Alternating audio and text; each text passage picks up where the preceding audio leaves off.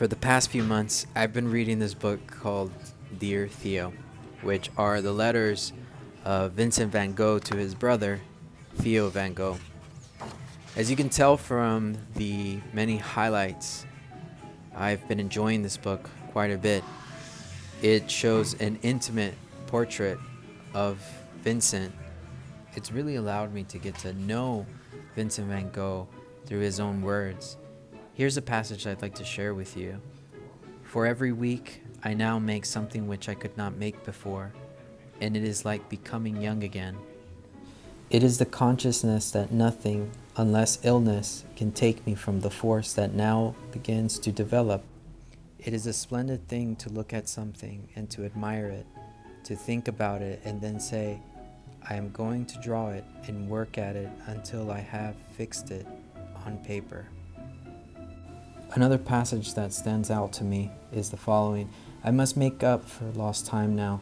I must work hard, but just when one has left the lost illusions behind, work becomes a necessity and one of the few pleasures that are left. This gives me a great quiet and calmness. There is in painting something infinite. I cannot explain it to you so well, but for expressing one's impression, it is so delightful. For anyone interested in learning more about Vincent van Gogh, I highly recommend you read this book. Drawing has always been an important part of my life, but over the past year, I've been going in deeper and trying to understand what it's all about and what its origins are. And so these questions and all of the books that I've been reading have made me realize that I need to go to the place where drawing was finally perfected. Florence, Italy, the cradle of the Renaissance. I wanted to come and learn from the great masters, see what they saw, and experience some of what they experienced. And my first stop is the Uffizi Gallery.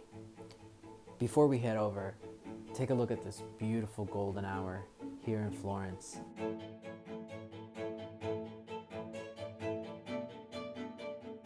Just a fun fact of how this trip began. Last year, around August, Sandy and I were in Mexico City and we were talking about the Renaissance, and neither of us had ever visited Florence before, and we thought, hey, why don't we go and see Florence for ourselves? And so here we are.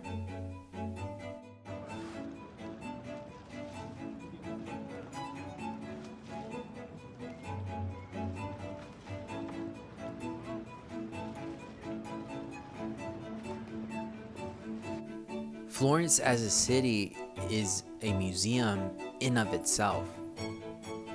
What made it possible for people like Brunelleschi, Da Vinci, and Michelangelo to exist in such a place? I'm left to wonder, what was it about this city that made people hungry for knowledge and wisdom? What was it that drove them to create art that had never been seen before, and discover techniques in drawing that took drawing from a mark making thing to a technology?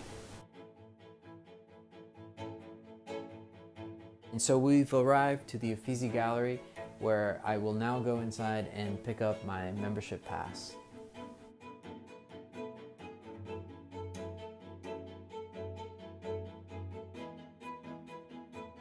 One thing I didn't anticipate was how many stairs you would have to go through in order to reach the galleries.